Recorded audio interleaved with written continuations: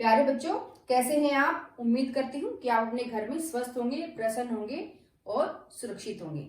प्यारे बच्चों, जैसा कि आपको पता है कि आज 31 जुलाई है। 31 जुलाई से याद आया कि अरे आज तो भारत के महान कथाकार, सम्राट, कथा सम्राट मुंशी प्रेमचंद का जन्म दिवस है। तो चलिए आज हम मुंशी प्रेमचंद जी के बारे में ही, उनके साहित्य के बारे में, उनके जीवन के बारे में ही कुछ बातें करते हैं। उम्मीद करती हूँ कि आपको प्रेमचंद जी के बारे में जानकर बड़ा अच्छा लगेगा और हमारे जो इतिहासकार हैं, हमारे जो साहित्यकार हैं, उनके बारे में जानना हमारे लिए आवश्यक भी है, जिससे पता चले कि किन परिस्थितियों में उन्होंने इतने अच्छे कालजयी साहित्य की रचना की है। तो चलिए प्रेमचंद के बारे में पढ़ते हैं आज का पाठ, आज का ज्ञान। प्यारे बच्चों, 31 जुलाई 1880 को प्रेमचंद जी का जन्म उत्तर प्रदेश के एक छोटे से गांव लम्ही में हुआ था। लम्ही गांव जो है वो वाराणसी से सिर्फ 5 किलोमीटर की दूरी पर है। प्रेमचंद जी का जो जन्म है वो आजादी से पहले के काल में हुआ, पहले के समय में हुआ। उस समय हमारे देश पर ब्रिटिश का अधिकार था, उनके अत्याचार जारी थे। तो ऐसे में प्रेमचंद जी का जन्म हुआ तो उनके ऊपर भी इन सभी चीजों का प्रभाव, दुष्प्रभाव पड़ना लाजमी था, बिल्कुल अनिवार्य था। और प्रेमचंद जी का जो जीवन है वो अभावों में, कष्टों में, दुखों में ही बीता। इसीलिए हम उनके साहित्य में इसी वर्ग के, वंचितों के, दलितों के, किसानों के, दबे पिछड़े हुए लोगों की पीड़ाओं को ही, उनकी संवेदनाओं को ही हम उनके साहित्य में देख पाते हैं। तो प्रेमचंद जी का जो असली नाम था वो धनपत राय था, परंतु उन्होंने नवाब राय नाम से अपनी 5 कहानियों की एक पुस्तक लिखी थी जिसका शीर्षक था सोजे वतन। और ये उर्दू की पुस्तक थी क्योंकि उन्होंने उर्दू भाषा में भी शिक्षा प्राप्त की थी। तो ये एक पुस्तक थी सोजे वतन जो उन्होंने आजादी से पहले लिखी थी। इस पुस्तक में देशभक्ति की भावना थी, देश प्रेम की स्वर थे, इसलिए अंग्रेजों ने इस पुस्तक को जब्त कर लिया और इसकी जितनी भी प्रतियां थी वो उनको अपने सामने जला दिया।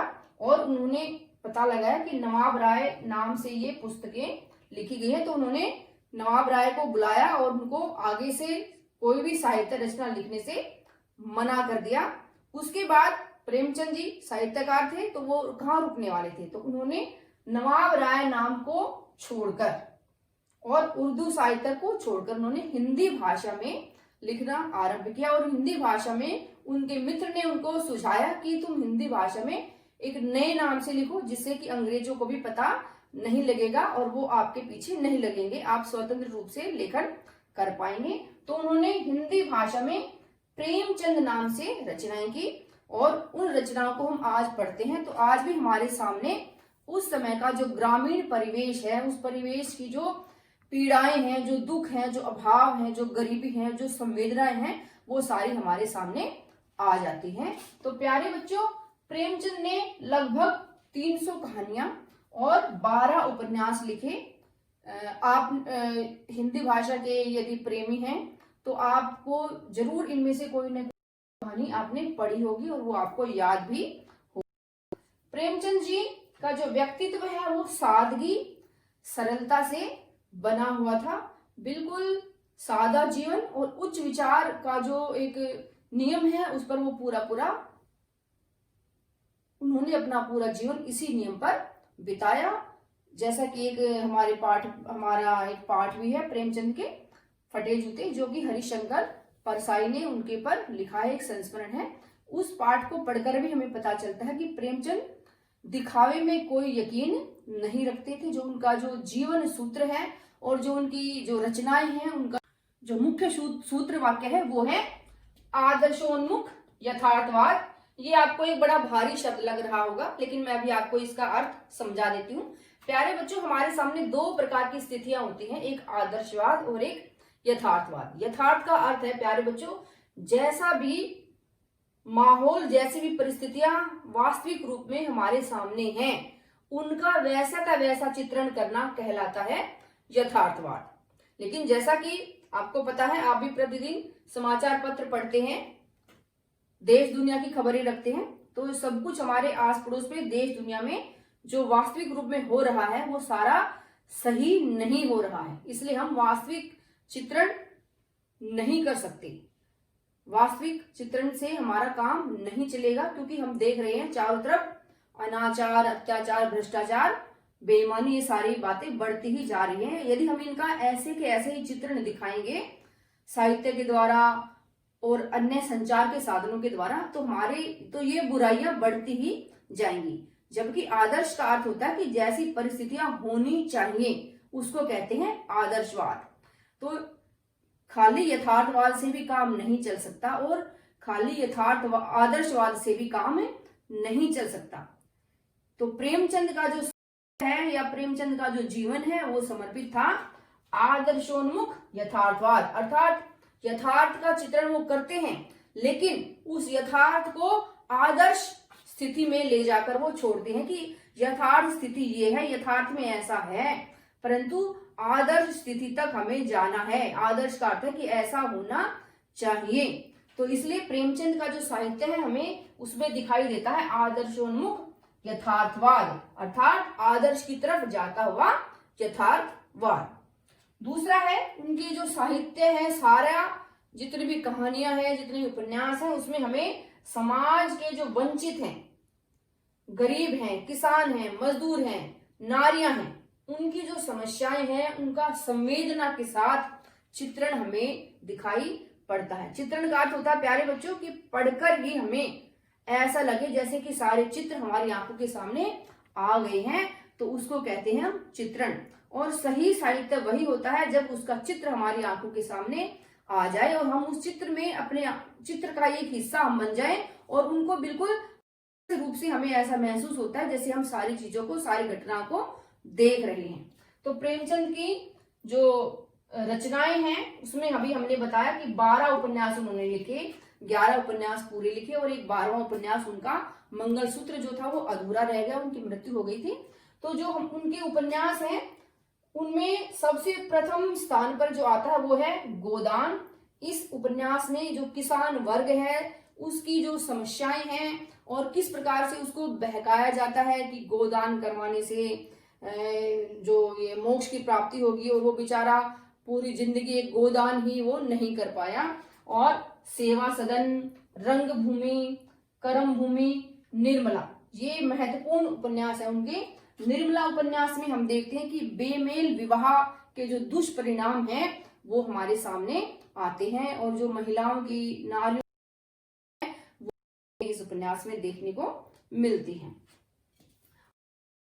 प्रेमचंद की कहानियों की, क्योंकि कथा सम्राट को कहा जाता है, प्रेमचंद को कलम का सिपाही भी कहा जाता है। जो कलम का सिपाही उनकी एक जीवनी है जो उनके पुत्र ने लिखी है और उसका शीर्षक है कलम का सिपाही। इसलिए जब हम कभी प्रेमचंद का नाम लेते हैं तो कलम का सिपाही विशेषण लगाकर उनका नाम हम लेते हैं। तो प्रेमचंद ने लगभग 300 कहानियां लिखी, उसमें कुछ हास्य व्यंग से भी थी, जैसे मोतीराम शास्त्री उन्होंने कहानी लिखी थी और इस प्रकार की कुछ कहानियां भी हास्य व्यंग की भी उन्होंने लिखी। लेकिन बहुत सारी कहानियां उन्होंने लिखी जो बिल्कुल हमारी जो आंतरिक संवेदना है वहां तक पहुंचती है। जैसे कि हम देखें बूढ़ी काकी एक इतनी बढ़िया कहानी है, अगर आप उसको पढ़ेंगे तो आपकी आंखों से आंसू की धारा बहने लगेगी कि किस प्रकार से जो हमारे परिवार के जो बुजुर्ग व्यक्ति हैं उनका हम बिल्कुल भी ध्यान नहीं रखते हैं, अपनी शानो शौकत में हम रहते हैं, अड़ोसी पड़ोसियों के दिखावे में हम रहते हैं और जो हमारे प्रियजन हैं, बुजुर्ग हैं, उनकी छोटी छोटी इच्छाओं का भी हम ध्यान नहीं रखते हैं। जैसे पूस की रात है, उस कहानी में किसानों की जो दुर्दशा है, किसान अपनी खेती के लिए किस प्रकार से अभावों में जीवन बिता रहे हैं, अपनी खेती को सुरक्षित रखने के लिए किस प्रकार से पूस की जाड़े की रात में भी किसान खेत में ठिठुर रहा है, वो हम विडंबना उसमें देखते हैं। ऐसे ही नमक का दरोगा है, पंच परमेश्वर है और ये मंत्र कहानी है। मंत्र कहानी बहुत ही बढ़िया कहानी है प्रेमचंद की, जिसमें उन्होंने आधुनिक समाज और एक जो हमारा प्राचीन समाज है या जो वैद्य हैं, जो नाड़ी वैद्य हैं, वो किस प्रकार से उनके व्यवहार में अंतर है वो उन्होंने अच्छे से समझाया है। और एक और कहानी है हमारी जो ईदगाह है, जो कि 6ठी 7वीं कक्षा में शामिल है। ईदगाह कहानी में उन्होंने एक जो बाल मनोविज्ञान है उसके आधार पर उन्होंने एक जो छोटा सा बच्चा है हामिद, उसके बारे में उसके मनोभावों को इतने अच्छे तरीके से चित्रित किया है कि हम सबके अंदर भी संवेदनाएं जागृत हो जाती है कि हमें भी इसी प्रकार से हामिद की तरह ही अपने परिवार के सदस्यों का ध्यान रखना चाहिए, जहां पर हामिद अपनी सारी इच्छाओं को, सारे खिलौनों की इच्छाओं को त्याग कर, खाने पीने की इच्छाओं को त्याग कर, सभी दोस्तों की, मित्रों की बातों को सुनता हुआ भी जो भी उसके पास थोड़े से पैसे थे उनसे अपनी बूढ़ी दादी के लिए, अमीना के लिए चिमटा खरीद कर लाता है। और चिमटे को देखकर दादी खुश नहीं होती, बल्कि उसकी आंखों से आंसुओं की धारा बहने लगती है कि देखो इस बच्चे ने पूरे मेले में घुमा, कुछ भी खाया पिया नहीं, कुछ भी खिलौना नहीं खरीदा, और देखो मेरे लिए ये चिमटा खरीद कर लाया है जिससे कि बूढ़ी दादी की रोटी सेकते समय उंगलियां हाथ ना जले। तो ऐसी ऐसी कहानियां उन्होंने, प्रेमचंद ने लिखी, जो हमें सोचने के लिए मजबूर करती हैं कि किस प्रकार से हमारे देश में जो गरीब हैं, मजदूर हैं, किसान हैं, वो जीवन यापन करते थे उस समय में। और आज भी अगर हम देखें तो दूर दराज के क्षेत्रों में, इलाकों में ऐसे ही हालात हैं, कोई ज्यादा परिवर्तन उनमें नहीं आया है। कुछ और कहानियों के बारे में बात करते हैं प्रेमचंद की।